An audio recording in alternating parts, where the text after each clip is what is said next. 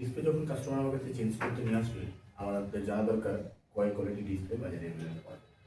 3 ধরনের ডিসপ্লে আমরা অ্যাভেলেবল পাবো। তার মধ্যে একটি হলো গিয়ে ফুল ফ্রেম, একটি হলো গিয়ে ফ্রেমলেস, একটি হলো গিয়ে lock display.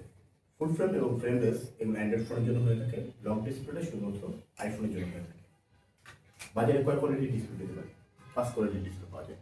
TFT, LCD, LED, OLED এবং আইপিএস, এই কয়েক ক্যাটাগরির ডিসপ্লে আমরা পেয়ে থাকি।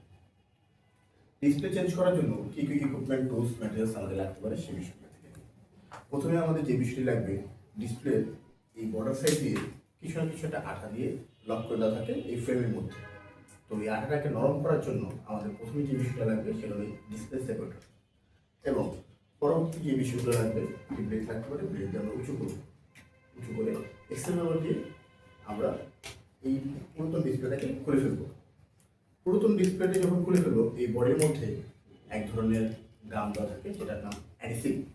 অ্যাডিসিভটা রিমুভ করার জন্য আমাদের সর্বপ্রথম যে জিনিসটা লাগবে সেটা হলো অ্যাডিসিভ রিমুভার।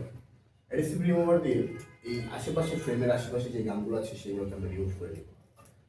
রিমুভ করার পরই নতুন ডিসপ্লে যখন বসাবো, নতুন একটি অ্যাডিসিভ দিয়ে বসাবো।